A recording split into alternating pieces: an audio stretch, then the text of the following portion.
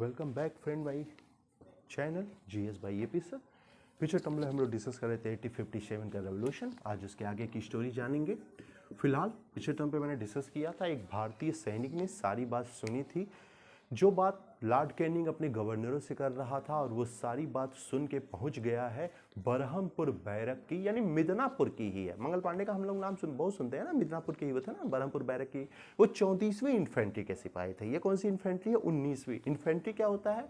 सैनिकों का एक ग्रुप है, उनको अलग अलग नाम, अलग अलग पहचान देने के लिए उनको नंबरिंग दे दिया गया। पहली इन्फेंट्री, दूसरी इन्फेंट्री, तीसरी इन्फेंट्री मीन्स होता है एक सैनिकों का समूह। फिलहाल ये पहुंचा इंसान और सारी बात 19वीं इन्फेंट्री के हेड से बोली। उस समय हर एक इन्फेंट्री में कहा जाता है 200 सिपाही हुआ करते थे, 200 से 300 सिपाही हुआ करते थे।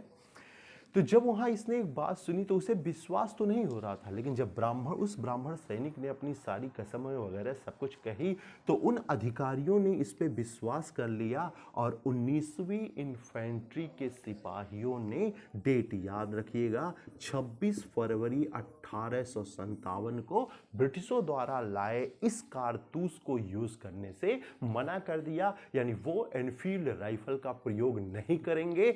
इन सैनिकों ने विद्रोह कर दिया, हथियार चलाने से मना कर दिया, और ये खबर पहुंची है तुरंत उसी समय बंगाल में रह रहे लॉर्ड कैनिंग के पास। और कैनिंग ने बुलाया बंगाल के गवर्नर हैविट को।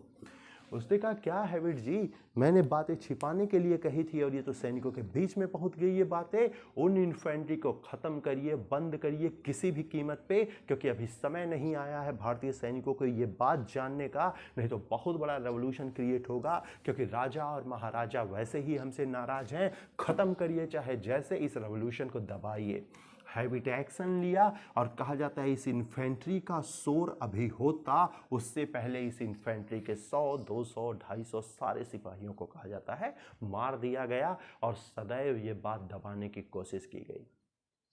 लेकिन हिस्ट्री में कहा जाता है सैनिकों द्वारा उठाई गई आवाज या उनके किया गया शोर गूंजती बहुत तेज है, और इसकी गूंज पहुंच चुकी है 34वीं इन्फेंट्री के सिपाहियों के पास, जहां संख्या लगभग 500 की है। और यही एक सिपाही है जिसे आप इतिहास में मंगल पांडे के नाम से जानते हैं। फिलहाल तो ये सूचना पहुंची 34वीं इन्फेंट्री के सिपाही के पास। 34वीं इन्फेंट्री ने कहा, अरे भाई वो आखिर बंद क्यों किया गया, बटालियन के एक भी सिपाही नहीं दिख रहे हैं। तो उन्हें पता चला कि अंग्रेजों द्वारा उन्हें मार दिया गया, और इस प्रकार की अफवाह है कि अंग्रेज जो कारतूस हमसे प्रयोग करवा रहे हैं, वो जो चर्बी का उस पर कवर लगा है वो चर्बी का है, गाय और सुअर के बने मांस है।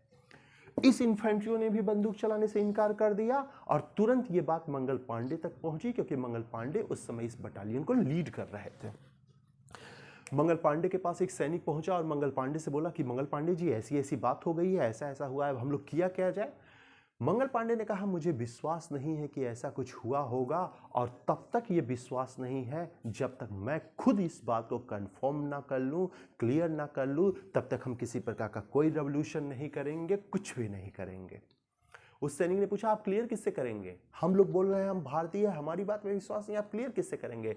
मंगल पांडे ने कहा, मेरा एक अंग्रेज दोस्त है जो निश्चित तौर पे उस बंगाल में एक एज ए सिपाही के ऊंचे पोस्ट पे कार्यरत था। अंग्रेज, इतिहास में उसे लोग हियरसे के नाम से जानते हैं। इंपॉर्टेंट बहुत है, पूछता भी बहुत है। ये पूछता है कि मंगल पांडे ने जब विद्रोह किया तो उस समय बंगाल का गवर्नर कौन? तो हैविट। उस समय उसकी बटालियन का गवर्नर कौन? तो याद रखिएगा हियरसे। मंगल पांडे ने मारा किसको, घायल किसको किया? तो जनरल बॉग को। 3 क्वेश्चन पूछे हैं अलग अलग एग्जाम में, बोलिएगा मत। फिलहाल अभी वो डिस्कस किया जाएगा हम लोग। तो फिलहाल उस भारतीय सैनिक ने कहा, हम भारतीय तुमसे कह रहे हैं, मुझ पे विश्वास नहीं है, तुम अंग्रेज से जाके कंफर्म करोगे? उन्होंने कहा, वो मेरा प्रिय मित्र है, मुझसे कभी झूठ नहीं बोलता, मुझे धोखा नहीं दे सकता, और जब तक मैं उससे बात नहीं करूंगा तब तक मेरी सैनिक बंदूक चलाती रहेगी, किसी प्रकार की कोई रोक नहीं। भारतीय सैनिक ने कहा, ठीक है, जाइए तब आप पूछिए। मंगल पांडे वहां से निकल पड़े हैं मिलने अपने अंग्रेज भाई हियरसे से, और उस समय हियरसे से मिलने एक और गवर्नर आया है जिसे जनरल बॉग के नाम से जानते हैं। नाम भूलिएगा मत, जनरल बॉग, क्योंकि यही वो इंसान है जिसे मंगल पांडे ने गोली मार दी थी। ठीक है, तो जनरल बॉग उस समय बात कर रहे थे हियरसे से। जनरल बॉग बात कर रहे थे उस समय हियरसे से। मंगल पांडे पहुंच गया और उन्होंने कहा हियरसे जी मुझे तुमसे कुछ बात करनी है। जनरल बॉग वहां पे खड़े थे। हियरसे ने कहा बोलिए मंगल पांडे जी क्या बात है। मंगल पांडे ने कहा ये अफवाह मैंने सुनी है, ये अफवाह है कि सत्य है, ये बताइए जो हम लोग कारतूस यूज करते थे क्या उसका कवर चर्बी के चर्बी से बना है क्या, गाय और सुअर के मांस से बना है क्या। ये दोस्त है ना, कलयुग वाला दोस्त नहीं है, ये सब पुराने समय का दोस्त है, अच्छा दोस्त है। अंग्रेज होने के बावजूद कहता है हियरसे का वैसे भी बड़ा नाम है। बंगाल में सती प्रथा को खत्म करने में ना हियरसे ने बहुत बड़ा रोल प्ले किया था। तो गवर्नर जब डिस्कस करूंगा उसमें हियरसे का डिस्कस करूंगा। फिलहाल अच्छा इंसान था, अंग्रेज था लेकिन अच्छा था।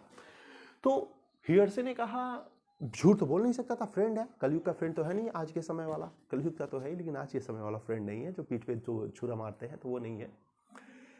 तो ये झूठ नहीं बोल पाया। इसने कहा हाँ मंगल पांडे आपने जो सुना है वो बिल्कुल सही है और ऐसा यूज किया जा रहा है उस कारतूस के जरिए।